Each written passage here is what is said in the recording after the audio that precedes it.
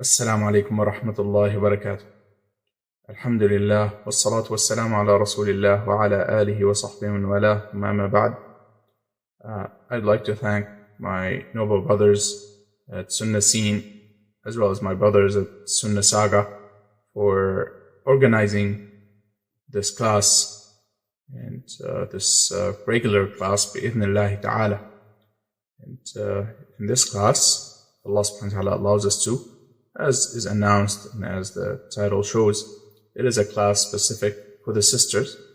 Bi-idhnillahi ta'ala, we chose to start with a book, Al-Fatawa Al-Wadi'iyya عن الأسئلة النسائية. الفتاوى الوادعية عن الأسئلة النسائية أو الأجوبة الوادعية على الأسئلة النسائية. So the questions of, or the answers of the Shaykh of our Shaykh Muqbil bin Hadi al-Wadi'i rahimahullah, Shaykh of our Shaykh Abu Hafs al-Ba'dani, Allah preserve him and protect him.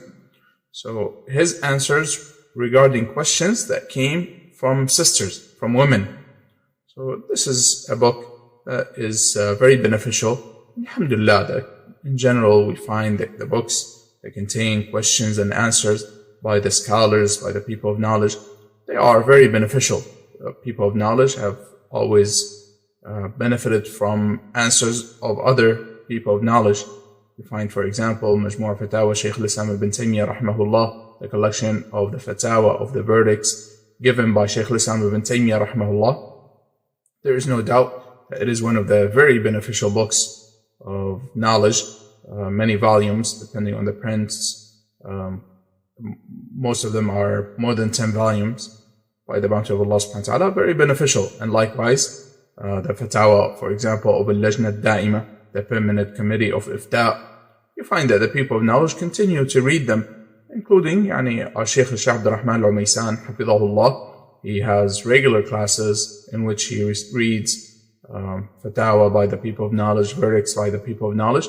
And he mentioned to me that his Shaykh Abdul Muhsin al-Abbad, hafidhahullah, he actually loves those classes of reading verdicts by senior scholars, by the permanent committee and other than them. So alhamdulillah, this is something that is very beneficial, bi'idhnillahi ta'ala, to go through questions and answers. And especially the case that many times you find that those questions are repeated. You find that the same, most likely if a sister has a question regarding a matter, many other sisters are going to have very similar questions.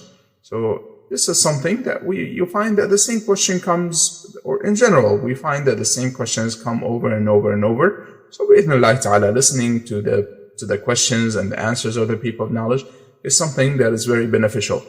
And inshallah, we before starting with the book, before going through the book, my brothers at Sunnah Scene in Kuala Lumpur, Malaysia, Masjid al-Sunnah, and this class, inshallah, we will combine a little bit of Arabic. It will be mostly English, bi'idhnillahi ta'ala, but we will, as far as reading the actual book, bi'idhnillahi ta'ala, reading the questions and the answers, inshallah, we will read them in both Arabic and English. I don't think the book itself is translated, so we will go through it, we will read it in Arabic, inshallah, and translate the questions and the answers to English, bi'idhnillahi ta'ala. And my brothers at Sunnah Scene in Kuala Lumpur, Malaysia, hafidhahumullah wa ra'ahum, Allah preserve them and protect them and reward them with good. They've asked me that we start the class, or that we, as part of the class, that we take some questions from sisters. And alhamdulillah, inshallah, we will do that bi'idhnillahi ta'ala. And as part of this class, inshallah, this first class, we will take 2 questions from sisters. And the questions, I think the brothers, they've arranged for a Telegram channel or a Telegram group where the sisters can post their questions. Inshallah, they are collected and they are sent. And bi'idhnillahi ta'ala, we will try to take as many as we can, bi'idhnillahi ta'ala. So as part of this first class, we will take the first 2 questions, or 2 questions that we received. The first one is from a sister, and many of these things, of course, will come later, bi'idhnillahi ta'ala, but just for the, because the sisters asked, بإذن ta'ala, we will go ahead and answer their questions, بإذن ta'ala. So the first question was regarding the ruling of reciting Quran while on her menses, while on her period. السؤال الأول هو ما حكمه؟ السؤال الأول الذي جاء إلى الإخوة في مسجد السنة في كوالالمبور من بعض الأخوات هو حكم قراءة القرآن للمرأة الحائض. قال أهل العلم, the people have now said, قراءة القرآن للمرأة الحائض لا بأس به بإذن الله تعالى على الأرجح من قولي العلماء. The stronger opinion from the different opinions regarding this matter is that it is permissible for the woman who is on her menses, who is on her period, to recite Quran بشرط ألا تمس المصحف, with the condition that she does not touch the mushaf, the Quran. بل تقرأ إما من حفظها, rather she is allowed to recite from her own memorization, أو من بعض التفاسير, التفسير الذي يكون معه فيه القرآن وحوله مثلا تفسير, فلا بأس لها أن تقرأ منه, or the books of tafsir where you find the Quran itself is in the book itself, and then you find the tafsir, for example, around it on the borders or on the boundaries. In that case, she is allowed to touch that. فيجوز لها أن تمسه, أو أن يكون بفضل الله ما تيسر في هذه الأزمان في هذه الأزمنة من الأجهزة الإلكترونية. Likewise, what we have today from electronic devices, يجوز بإذن الله للمرأة الحائض مثلا أن تقرأ القرآن إما من الحاسوب مثلا, أو من الهاتف الجوال, أو من الأجهزة المحمولة. So it is permissible for the woman who is on her menses to recite the Quran using any electronic device in general. So instead of touching the mushaf, the Quran itself, that she touches, she carries an electronic device, whether it is a computer or a cell phone or a tablet. There is no harm بإذن الله تعالى. والسؤال الثاني عن حكم سفر المرأة لأداء العمرة أو غيرها من الأماكن مع نساء, مع مجموعة من النساء بدون محرم. So the second question is regarding a woman traveling with a group of women without a mahram, without a male relative, unmarriable kin, or her husband. So with women in general to perform umrah, or for any other reason to travel without a mahram, without a male guardian, without a male unmarriable relative. So لا شك أن هذا لا يجوز. There's no doubt that this is not permissible. لقول النبي صلى الله عليه وسلم لا يحلن لامرأة تؤمن بالله واليوم الآخر أن تسافر مسيرة يوم وليلة بغير ذي محرم. The Messenger صلى الله عليه وسلم, he said, it is not permissible for a woman who believes in Allah and the last day to travel the distance, the walking distance of a day and a night. The walking distance of a day and a night. And even if new things were invented that allow her to travel faster, that still is not allowed. So without a male relative, she's not allowed to travel without a male relative. Furthermore, the people of knowledge, they say, even if the woman, she has the ability to go and perform Hajj, she has not performed Hajj yet, and she has the wealth, she has the physical ability, but she does not have a male relative who can travel with her, then the conditions for the obligation of Hajj have not been met for her. And therefore Hajj is not yet obligated upon her until she finds a male relative who would take her. And at that point, she's allowed to travel to perform Hajj. So if this is in regards to Hajj, which is one of the pillars of Islam, how about for lesser than that? Meaning whether it is Umrah or other than that from the different travels, that is not permissible. Well, the people of knowledge have mentioned that that is not permissible, and no one said that. The people of knowledge, they say, even if it is the case that she has other females, other sisters with her, that does not make it permissible, because she needs to have a male relative. Now, and this is unlike the ruling in regards to when a man is allowed to be with the women, that if there is more than one woman, with a second woman, the khalwa, being alone with a man, is removed. The ruling of khalwa is removed if she has another sister with her. Now, and inshallah, those details will come later, bi'idhnillahi ta'ala. Now, so as to start with the book, يعني نبدأ بإذن الله تعالى بقراءة الكتاب، وهناك أسئلة أخرى إن شاء الله نؤجلها إلى الدروس القادمة بإذن الله تعالى. يقول يعني نبدأ بقراءة الكتاب، والباب الأول الذي ذكره أو الذي جمعت هذه الفتاوى فيه هو ما يتعلق بطلب العلم. So in this book, the first chapter in which those answers were collected, the first chapter is regarding seeking knowledge. قال يعني جامع الكتاب فتاوى تتعلق بطلب العلم, verdicts connected to seeking knowledge.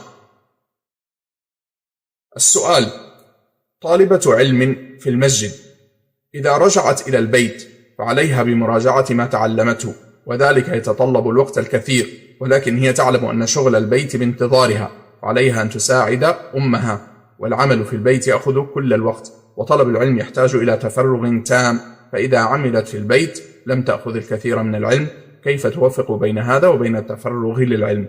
So the first question is regarding a student of knowledge, a sister. Again, those are questions related to sisters specifically. So a sister who is a student of knowledge and she studies in the masjid. And the question says that when she returns home, she needs to go back and review what she learned and study what she learned. And that takes a lot of time. However, she is busy with some of her housework. And she needs to assist her mother. Of course, يعني قول السائلة فعليها أن تساعد أمها يدلنا على أنها تعيش مع والديها وأنها غير متزوجة. So the fact that she needs to assist her mother here in the question, it tells us that she is not married and she lives with her parents. قالوا والعمل في البيت يأخذ كل الوقت, and work at home takes all of her time.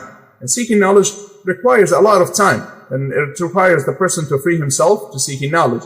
So if she works, if she takes care of her housework or the housework of her parents, she assists her parents with their housework, she would not be able to gain a lot of knowledge.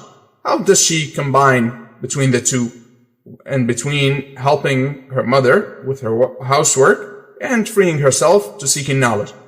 قال الشيخ رحمه الله, so the Shaykh, may Allah have mercy on him, قال إن استطاعت أن تتملص من الأعمال الدنيوية فعلت. If she is able to escape from doing the housework or the worldly affairs, then she should do so.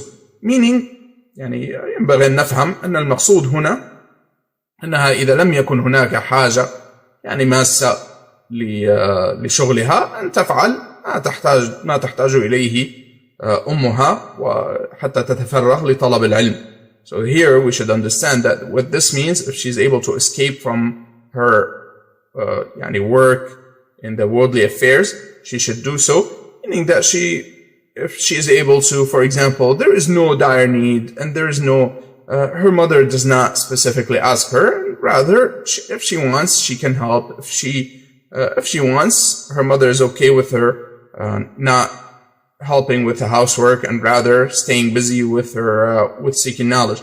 So he said if she is able to escape or not do the worldly affairs or minimize the worldly affairs, then she should do so. وأنصحها بهذا, and this is what I advise her to do. فإن لم تستطع, if she is not able to, فعليها أن تنظم وقتها, then upon her is to manage her time, وهذه نصيحة طيبة, موضوع تنظيم الوقت. يعني إذا نظم الإنسان وقته بإذن الله يحصل علما كثيرا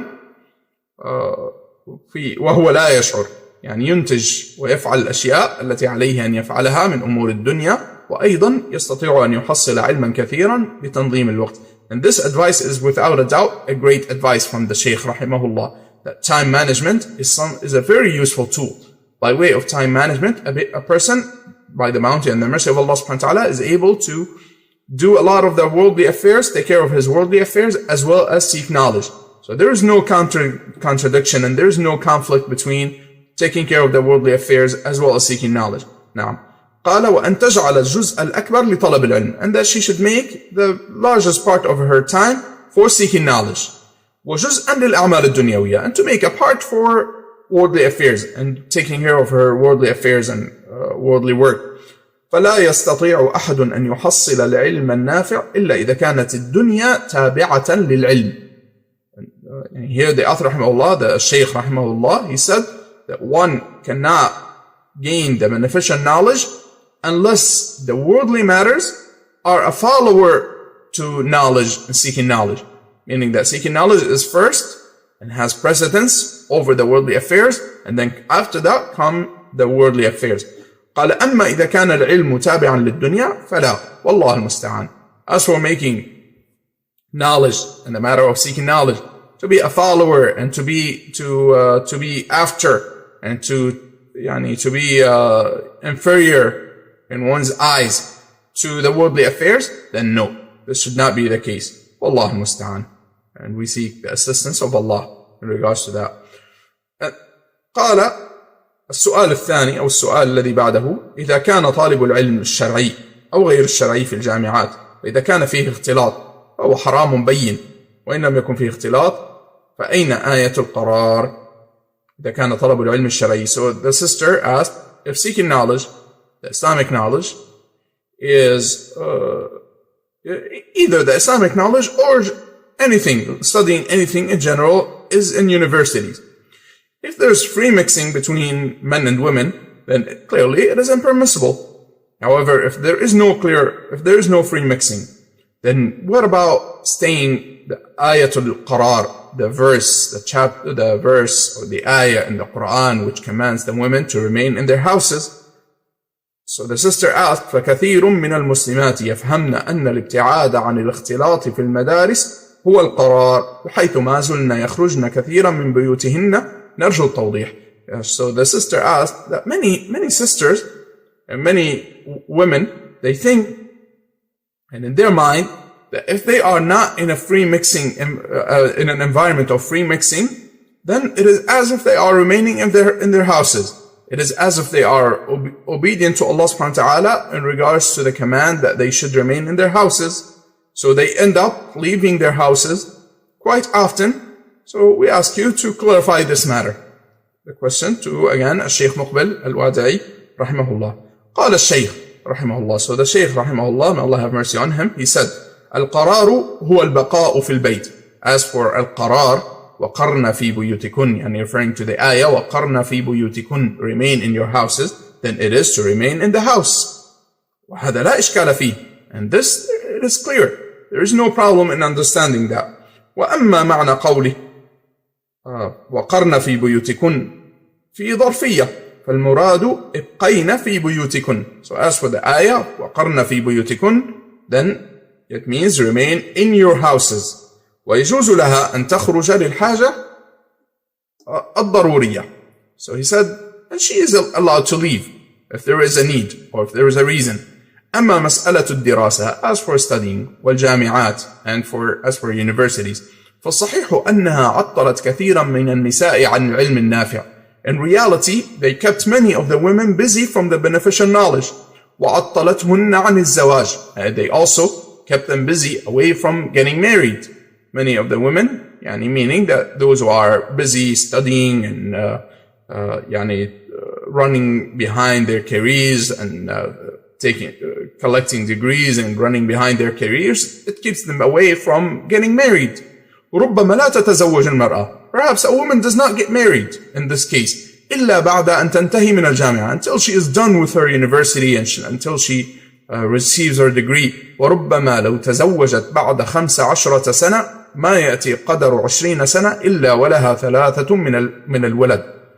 Perhaps if she gets married after 15 years, 20 years pass and she has 3 children. فصحيح أنه يعتبر تعطيلا. In reality, this is considered that she is neglectful of the matter of getting married. وينبغي أن يعلم أن مدارسنا وجامعاتنا وهكذا أيضا مستشفياتنا ليست مبنية على أساس إسلامي إنما هي مبنية على تقليد أعداء الإسلام. So he said we should understand that our schools, our universities, even our hospitals are not established upon the correct Islamic establishment and foundations, but rather they are built upon imitating the disbelievers. قال رحمه الله قال فأنا أنصح بالبقاء في البيت, said I advise them to remain in their houses. وقد سمعتن قول النبي صلى الله عليه وسلم المرأة عورة فإذا خرجت استشرفها الشيطان. He said you heard the statement of the Messenger صلى الله عليه وسلم that the woman is a awra, is meaning that she should be covered, and when she leaves the shaitan takes over, meaning he beautifies her. The shaitan beautifies her for the eyes of the people.